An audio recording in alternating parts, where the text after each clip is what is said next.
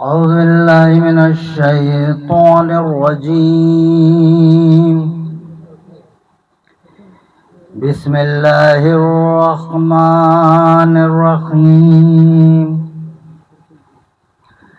الحمد لله المعروف من غير رؤيا، والخالق من غير روية، والصلاة والسلام على من اختاره الله من شجرة الأنبياء وبشكات الضياء وزواية العليا وسرة البطها ومصابيح الظلمة وينابيع الحكمة أبي القاسم محمد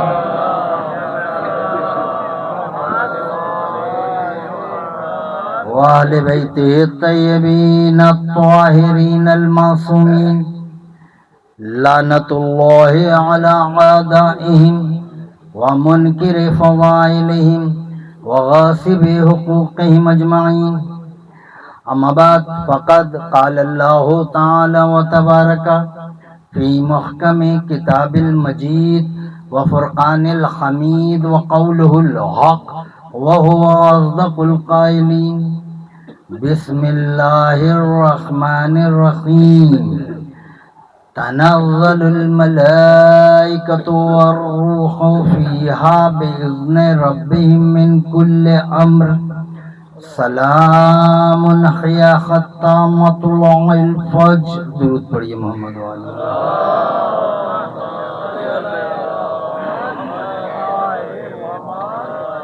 مومنین اکرام، میں نے زیادہ وقت اب لے ہی نہیں سکتا کیونکہ 5 بجے تو مجھے یہاں سے چلے جانا تھا اور حیدرآباد میں میرا خمسہ بھی چل رہا ہے. میں نے آپ کے سامنے سورۃ القدر کی تلاوت کا شرف حاصل کیا. اس سورے میں اللہ فرما رہا ہے تنزل الملائکۃ والروح فیہا بإذن ربہم من کل امر سلام یا حتی مطلع الفجر.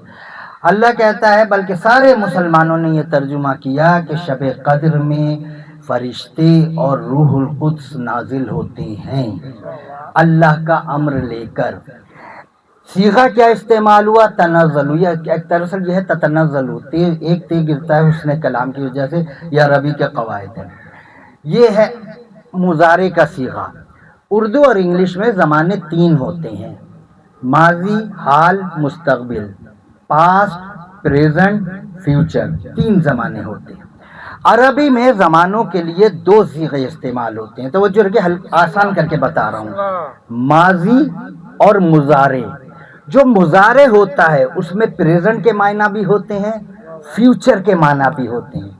اللہ کہہ رہا ہے تنزل الملائکۃ، ملائکہ نازل ہوتے ہیں اور ہوتے رہیں گے. شب قدر میں ملائکہ رسول تھے تو نازل ہوتے تھے، اب بھی ملائکہ نازل ہوتے ہیں، قیامت تک ہوتے رہیں گے. مجھے بتائے جب رسول تھے تو رسول کے پاس ملائکہ آتے تھے. آج کون ہے جس کے پاس ملک آتا ہے؟ کون ہے جس کے پاس ملک آتا ہے؟ کہتے ہیں بیت کی چھت پر آتا ہے. تمہیں بیت یاد رہتا ہے، اہل بیت بھول جاتے ہو. کہتے ملائکہ نازل ہوتے ہیں اور ہوتے رہیں گے. یا تو قرآن سے اس آیت کو نکالو، اور اگر قیامت تک کے لیے یہ آیت قرآن کا جز ہے تو پھر مانو کہ آج بھی کوئی خون رسول موجود ہے، کوئی خوشبو رسول موجود ہے، کوئی مثل رسول موجود ہے. اور تمہارے پاس ایک بھی نہیں، ہمارا تو 12واں موجود ہے. وقت کم ہے، مجھے آپ کو جلدی جلدی امام رضا کی بارگاہ تک لے جانی ہے. دو جملے امام رضا کے فضائل میں، پھر مصائب آپ سنیے گا شہادت کے. آج نازل ہوتے ہیں، معلوم چلا کوئی حجت خدا دنیا میں ہے جس کے پاس ملک نازل آتے ہیں امر لے کر. کوئی اولو الامر ہے. دو لفظ ہوتے ہیں، ایک ہے امر اور ایک ہے عزم. یہ عزم اور امر دونوں قرآن کے لفظ ہیں. اللہ نے 1,24,000 نبی نازل کیے، ان میں 313 رسول نازل کیے، ان میں 5 اولو العزم نبی ہیں. 5 اولو العزم نبی کون ہیں؟ حضرت نوح، حضرت ابراہیم، حضرت موسیٰ، حضرت عیسیٰ اور ہمارے سرکار. انہیں اولو العزم کیوں کہتے ہیں؟ عزم کا معنی ہے ارادہ، کیونکہ دنیا کے حالات، دنیا کی حکومتیں ان کے عزم کو مزمحل نہیں کر سکیں، ان کے عزم کو بدل نہ سکی. دنیا بدل گئی، ان کا عزم نہیں بدلا. یعنی یہ اپنے عزم پر کنٹرول رکھتے ہیں. دیکھیں میں آپ کو کہاں لے جا رہا ہوں. اپنے عزم پر کنٹرول رکھتے ہیں، اس لیے ان کو کہتے ہیں اولو العزم. جو عزم پر کنٹرول رکھے اسے کہتے ہیں اولو العزم. اب سمجھ گئے ہوں گے اولو الامر کسے کہتے ہیں؟ جس کا امر کے اوپر کنٹرول ہو، جو امر پر حکومت کرے وہ کہلاتا ہے اولو الامر. آؤ دیکھیں، اب قرآن سے پوچھتے ہیں امر کسے کہتے ہیں تاکہ سمجھ میں آئے کہ اولو الامر کیا ہوتا ہے. آؤ قرآن سے پوچھے امر کسے کہتے ہیں. سورہ اعراف میں اللہ کہتا ہے الا لہ الخلق والامر. اللہ کے لیے خلق بھی ہے، امر بھی ہے. ایک ہوتا ہے خلق، ایک ہوتا ہے امر. خلق ہوتا ہے ظاہر، امر ہوتا ہے پوشیدہ. خلق جو ہے وہ مدارج سے بنتا ہے. ہمارا جسم ہے خلق، روح ہے امر. خلق بنتا ہے مدارج کے ساتھ. روح کے لیے مدارج کی ضرورت نہیں، اسٹیپ بائی اسٹیپ کی ضرورت نہیں. کہہ دیا اور وہ ہو گیا، یہ ہوتی ہے امر. تو خلق جسم ہے خلق، روح ہے امر. قرآن کی آیت پڑھوں، اللہ کہتا ہے انا خلقناکم من تراب ثم من نطفۃ ثم من علقۃ ثم من مضغۃ. ہم نے تمہیں بنایا تراب سے، علقہ نطفہ سے، علقہ سے، مضغہ سے. انسان بنا ہے 4 چیزوں سے: تراب، نطفہ، علقہ، مضغہ. اس میں تراب پاک، نطفہ نجس، علقہ نجس، مضغہ نجس. 4 میں 1 پاک، 3 نجس. ہم پڑھیں تو تبرہ ہوتا ہے، آپ پڑھیں تو تراویح ہوتی ہے. اللہ نے کہا اچھا اب یہ جو تراب ہے نا، تراب، یہ جو تراب ہے اس کی بھی قرآن نے 4 قسمیں بیان کی ہیں. اس کی بھی وقت نہیں ہے نا تو میں جلدی اس کی بھی قرآن نے 4 قسمیں بیان کی ہیں تراب کی. سب سے اگر مٹی کے اندر پانی ملا دو، گیلی مٹی، تو اسے کہتے ہیں تین. پھر اس مٹی کو ہوا میں چھوڑ دیں، اس میں چپچپاہٹ پیدا ہوتی ہے، اسے کہتے ہیں ہما. پھر اس مٹی سے کوئی شکل بنا کر آپ آگ پر پکائیں، جیسے برتن پکائے جاتے ہیں، اسے کہتے ہیں، اس مٹی کو کہتے ہیں سلسال. مٹی میں پانی ملایا، بنی تین. اس کو ہوا میں چھوڑا تاکہ چپچپاہٹ پیدا ہو، بنی ہما. اسے آگ پہ پکایا، بنا سلسال. یعنی جس مٹی میں پانی کی ملاوٹ ہو وہ کہلاتی ہے تین. جس مٹی میں ہوا کی ملاوٹ ہو وہ کہلاتی ہے ہما. اور جس مٹی میں آگ کی ملاوٹ ہو وہ کہلاتی ہے سلسال. اور جس مٹی میں کوئی ملاوٹ نہ ہو وہ کہلاتی ہے تراب. اور یہی وجہ ہے ہمارے مولا کا لقب ابو ہما نہیں ہے، ابو تین نہیں ہے، ابو سلسال نہیں ہے. ہمارے مولا کا لقب ہے ابو تراب. یعنی علی ان کے باپ ہیں جن کے خون میں کوئی ملاوٹ نہیں ہے.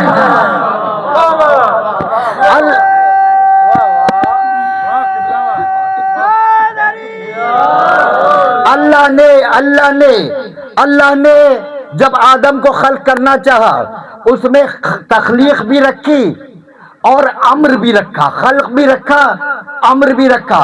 آدم کا جسم ہے خلق، اس میں جو روح ہے وہ ہے امر۔ وَإِذْ قَالَ رَبُّكَ لِلْمَلَائِكَةِ إِنِّي خَالِقٌ بَشَرًا مِّن طِينٍ فَإِذَا سَوَّيْتُهُ وَنَفَخْتُ فِيهِ مِن رُّوحِي فَقَعُوا لَهُ السَّاجِدِينَ۔ دو چیزیں ہیں آدم میں، امر بھی ہے اور خلق بھی ہے۔ جیسے ہی اللہ نے آدم کی خلافت کا اعلان کیا، شیطان نے انکار کیا، اس نے آدم کا ظاہر جسم دیکھا، اندر موجود روح نہ دیکھی، جسم دیکھا، نسبت کو نہیں دیکھا، انکار کیا۔ مجھے بڑا مزہ آتا ہے جب لوگ کہتے ہیں یہ ڈنڈے میں کپڑا لگا لیتے ہیں، اس میں کیا تقدس پیدا ہو گیا، یہ خالی تابوت نکالتے ہیں، اس میں کیا تقدس پیدا ہو گیا۔ مجھے بڑا مزہ آتا ہے، آدم ظاہر دیکھتا ہے، نسبت نہیں دیکھتا۔ میں سمجھ گیا جو علم پر اعتراض کر رہے ہیں، ظاہر ڈنڈا دیکھ رہے ہیں، عباس کی نسبت نہیں دیکھ رہے۔ تو اس نے ظاہر دیکھا، خلق کو مانا، خلق پر اعتراض کیا، امر سے منہ موڑ لیا۔ اللہ نے کہا یہ قیامت تک کے لیے لعنتی ہے۔ اب مجھے ذرا بتاؤ، گرمی ذرا زیادہ ہے مگر میں توجہ کریں۔ اللہ نے کہا یہ قیامت تک کے لیے لعنتی ہے، تو مجھے ذرا اتنا تو بتاؤ جو امر سے منہ موڑے وہ تو قیامت تک کے لیے لعنتی ہوتا ہے، جو اولو الامر سے منہ موڑے،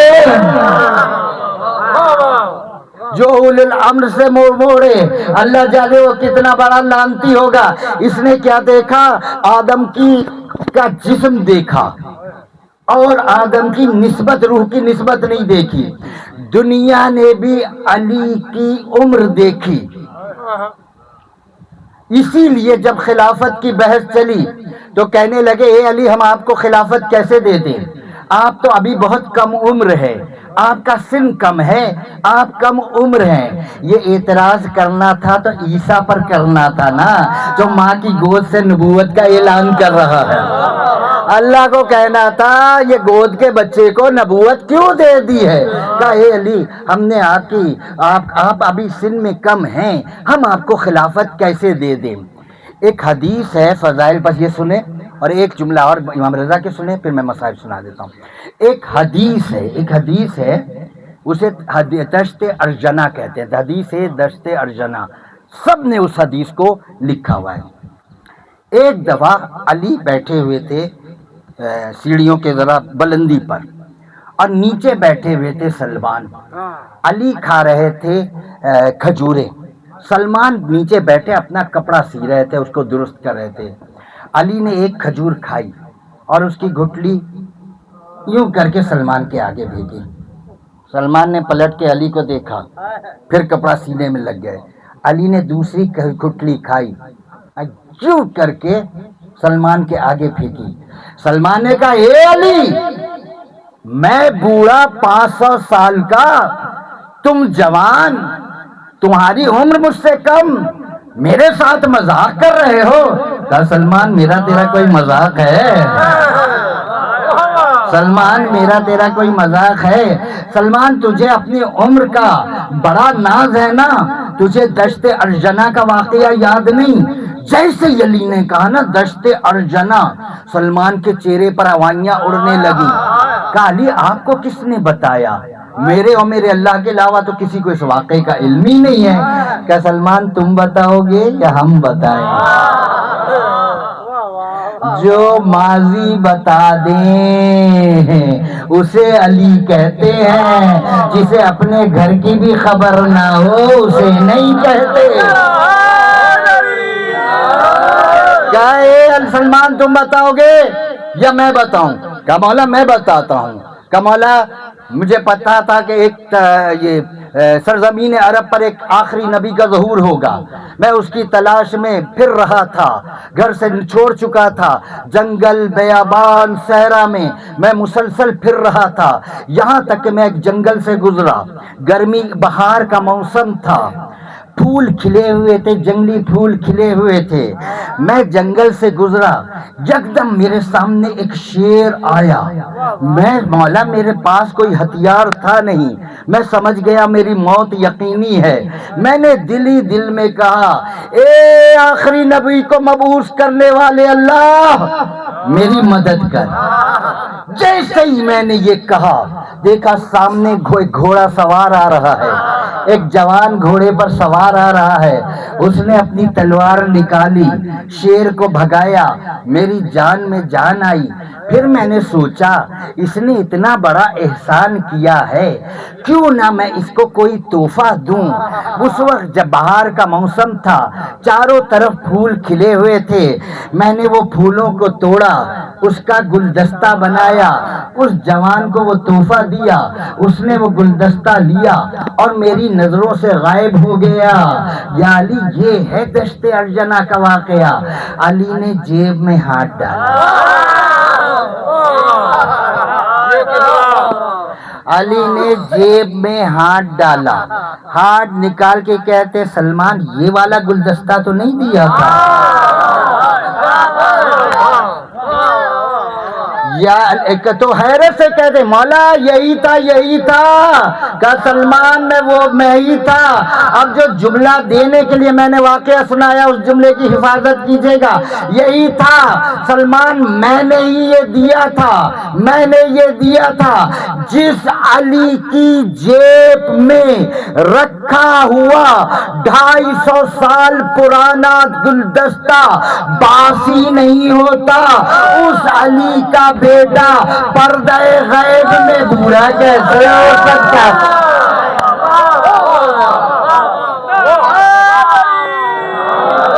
معلوم چلا کہ جس کا خلق اور امر پر حکومت ہو وہ اولو الامر کہلاتا ہے. پر ایک بات آخری سن لیے، اور خلق کسے کہتا ہے؟ سورہ یاسین. میں نے پلیز کی سب کچھ چھوڑا.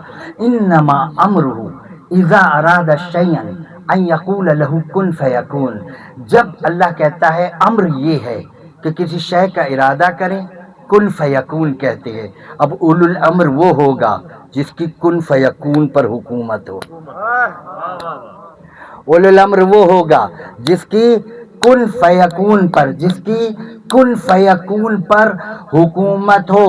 علی منبر پر بیٹھے ہوئے تھے، خطبہ دیتے دیتے کہا اللہ نے یہ زمین بچھائی، زمین ٹک نہیں رہی تھی، میرا نام لکھا، زمین ٹک گئی. اللہ نے آسمان بلند کیا، آسمان ٹھہر نہیں رہے تھے، میرا نام لکھا، آسمان ٹھہر گئے. اللہ نے ہواؤں کو پیدا کیا، ہوائیں چل نہیں رہی تھیں، میرا نام لکھا، ہوائیں چلنے لگیں.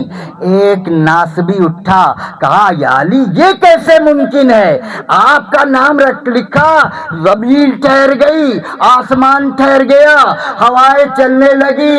کہا او کمبخت، اللہ کن کہتا ہے شے بن جاتی ہے نا. کن میں ہے 2 عدد، کاف اور نون. کاف کے ہیں 50، نون کا عدد ہے 20، کل ہوتے ہیں 70.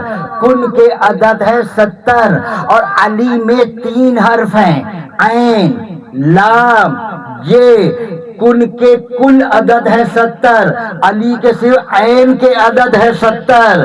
تو جو طاقت کن میں ہے وہ تو صرف علی کے نام کے عین میں ہے. اللہ جانے پورا علی کیا ہوگا، اللہ جانے پورا. بس کن فیکون کہا، ہو گیا. جو اولو الامر ہوگا وہ کن فیکون پر حکومت کرے گا. امام، یہ واقعہ ہمارے 3 امام سے منسوب، امام رضا، امام تقی، امام کاظم، تینوں سے. مگر میں امام رضا کے حوالے سے بتاتا ہوں. بارشیں ہو نہیں رہی تھیں، امام رضا نے دعا کی، بارشیں ہونے لگیں. اب ہر طرف آل محمد کے قصیدے پڑھے جانے لگے، بھئی بارش کر دی، بارش کر دی، بارش کر دی. جو جلتے تھے وہ آج تک جل رہے ہیں، اور قیامت میں بھی انہوں نے جلنا ہی جلنا ہے، آج تک چل رہے ہیں. جو جلتے تھے نا وہ اچھا دیکھیں، بات یاد آئی، جب قیامت ہوگی اللہ جنت والوں کو جہنم میں ڈال دے گا، جنت والوں سے کہے گا چلو جنت میں جائیں. شیعہ قیامت میں بھی باز نہیں آئیں گے اپنی حرکتوں سے. جب جانے لگیں گے نا تو ایک دوسرے سے کہیں گے دیکھتے ہیں جہنم میں کون کون ہے. جہنم پستی میں ہوگی نا، جنت بلندی پر ہوگی. دیکھتے ہیں جہنم میں جھانکے کے دیکھتے ہیں ڈیزل کا کیا حال ہے، دیکھتے ہیں برقعے والے مولوی کا کیا حال ہے. جیسے ہی وہ جہنم کے قریب جا کر جھانکیں گے، جہنم کہے گی جز جز، اے علی کے شیعوں ہٹ جاؤ میرے قریب سے، تمہارے دلوں میں موجود علی کی مودت میرے جہنم کی آگ کو بجھا رہی ہے.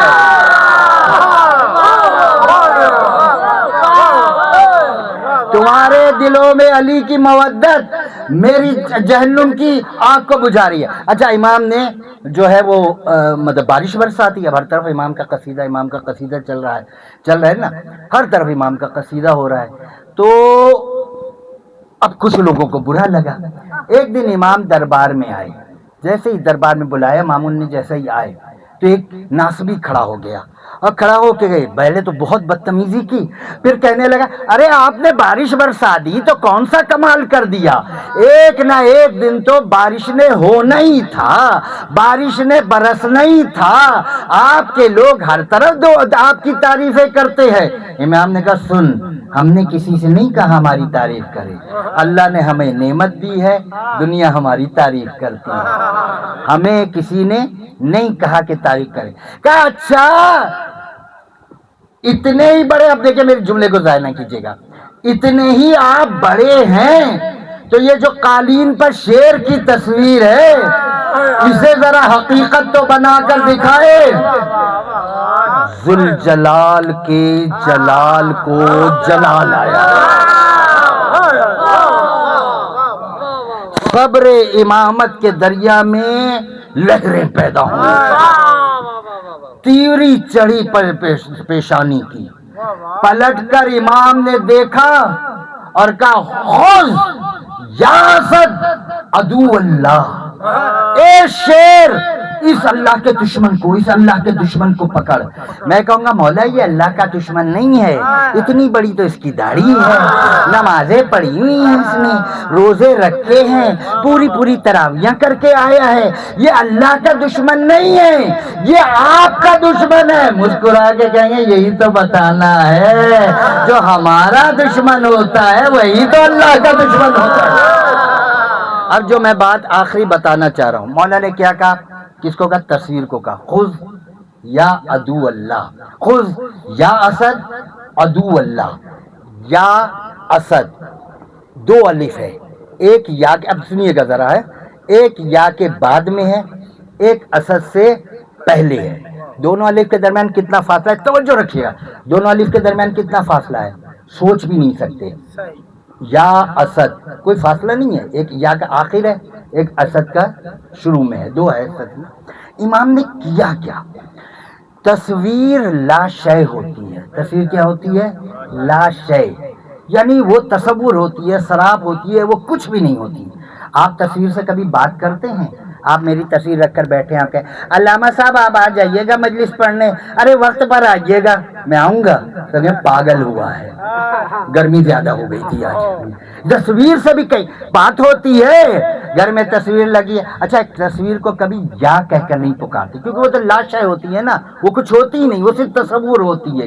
تصویر کو کبھی یا کہہ کر نہیں پکارتے ہیں گے، اس لیے کہ وہ کوئی شے تو نہیں ہوتی ہے گی. آپ تصویر اپنے آپ کے گھر میں آپ کے دادا کی تصویر لگی ہے، آپ دیکھ کر کہے اے دادا جان کھانا کھایا ہے، یا دادا جان نہیں کرتے نا. تصویر کو کبھی یا نہیں کہتے. امام نے تصویر کو کہا یا اسد. جو بات ہمارے نزدیک خلاف عقل ہے، یہ تو مسجود عقل ہے. امام کہتے ہیں یا اسد. امام نے آخر کیا کیا، ایک معجزے میں 1000 معجزے ہوتے ہیں. امام نے آخر کیا کیا، یا اسد میں 2 الف ہے، ایک یا کا ایک اسد کا، دونوں اتنے نزدیک ہیں کہ آپ سوچ بھی نہیں سکتے اس میں کتنا فاصلہ ہوگا. امام نے کیا کیا؟ امام نے پہلے لا شے کو شے بنایا، پھر شے کو مثال بنایا، پھر مثال کو تینت بنایا، پھر تینت کو خلقت بنایا، پھر خلقت کو جوہر بنایا، پھر جوہر سے نطفہ بنایا، پھر نطفہ بڑا ہوا، بچہ شیر بنا، پھر سے اور بڑا کر کے پورا شیر بنایا. جب دو الفوں کے درمیان 50 مراحل گزر گئے، جب کہا یا اسد خذ عدو اللہ، جو خلقت پر حکمرانی کرے انہی کو تو آل محمد کہتے ہیں. آسان تھا امام رضا کو زہر دینا. میں آج اعلان کرنا چاہتا ہوں مسلمانوں، اللہ رسول کے امتیوں، اسلام بچ گیا اور آج پھر بطول کا ایک بیٹا پردیس میں مارا گیا. کس کس کو روئے بطول؟ کبھی مدینے میں روئی، کبھی کربلا میں روئی، کبھی سامرہ میں روئی، کبھی بطول کاظمین میں روئی. کس کس کو روئی بطول؟ بغداد والے کہتے ہیں بغداد کے پل پر ایک لاشا رکھا تھا. جب شام کی تاریکی چھانے لگتی ہم دیکھتے کالے برقعے والی بی بی ہے، وہ لاشے کا طواف بھی کرتی جا رہی ہے اور کہتی جا رہی ہے بابا میں اپنے کن کن بیٹوں کو کہاں کہاں جا کے رہوں. آج کوشش کیجئے گا کہ آنسو نکل آئے. میرا یہ امام جو ہے، یہ جو مجالس ہے نا، ان کی بڑی عزت ہے، ان کی بڑا احترام کریں. امام مجلسیں کیا کرتے تھے، خود جھاڑو لگاتے تھے، خود فرش بچھاتے تھے اور آنے والے کا استقبال کرتے، جوتیاں سیدھی کرتے تھے. نوکر کہتے مولا ہم ہیں نا؟ کہا نہیں تمہیں نہیں معلوم اس فرش پر کون کون آتا ہے، اس فرش پر کون کون آتا. پھر دیبل آتے، دیبل امام کے ذاکر تھے، شاعر تھے. جب دیبل آتے امام استقبال کرتے اور ایک جملہ کہتے دنیا اور آخرت، دنیا اور آخرت کی دولت سے بڑا وہ جملہ ہے. امام کہتے آ گیا میری دادی کا طرفدار. پھر کہتے دیبل پڑھ میں سنوں گا. سامنے قنات لگاتی جاتی، پیچھے سے آ کے گھر کی عورتیں بیٹھ جاتی، دیبل پڑھنا شروع کرتے. بس میں اس کا خلاصہ بتا رہا ہوں کہ جو دیبل جو ہے وہ مرثیہ پڑھتے تھے. دیبل نے اپنا بستہ کھولا اور پڑھنا شروع کیا. اے بی بی بطول ذرا جنت البقیع کے قبرستان سے تو نکل کر دیکھو، تمہاری کیسی کیسی کلیاں صحرا میں بکھر گئیں. پھر دیبل نے بی بی فاطمہ کی شہادت پڑھی، پھر مولا علی کی پڑھی، پھر امام حسن کی پڑھی، پھر امام حسین کی پڑھی. ایک ایک امام کی پڑھتے گئے. پھر امام موسیٰ کاظم کی پڑھی. جب موسیٰ کاظم کی شہادت پڑھ کے فارغ ہوئے، بستے کو سمیٹا، مولا رضا کھڑے ہو کے کہتے دیبل اور پڑھ. کہا مولا میرا مرثیہ ختم ہو گیا. آپ کے بابا کی شہادت پڑھ لی، مرثیہ مکمل ہوا. امام نے جیب میں ہاتھ ڈالا، ایک صفحہ نکالا. کہا دیبل یہ شعر میں نے بھی لکھے ہیں، اسے بھی پڑھ. اب دیبل نے پڑھا تو اس میں لکھا تھا اے بی بی بطول اپنی قبر سے نکل کر دیکھو، تیرا ایک مظلوم بیٹا توس میں شہید کر دیا گیا، دوس میں اس کی تدفین ہوئی. دیبل کہتا ہے مولا یہ کون بی بی بطول کا بیٹا ہے؟ رو کر کہا دیبل میں تیرا امام، میں توس میں شہید کیا جاؤں گا. عزادارو دیبل نے یہ شعر پڑھا، بی بی بطول نکل کر دیکھو تیرا ایک بیٹا توس میں شہید کیا جائے گا. امام نے کہا پھر پڑھ. پھر پڑھا، پھر تیسری مرتبہ کہا پھر پڑھ. اب جو تیسری مرتبہ پڑھا قنات سے کالے برقعے والی بی بی نکلی اور کہتی ہے دیبل تجھے بطول کا واسطہ خاموش ہو جا، جب سے تو نے یہ اشعار بنے ہیں رضا کی کوئی بہن ادھر بے ہوش ہو کے گر گئی، کوئی ادھر بے ہوش ہو کے گر گئی.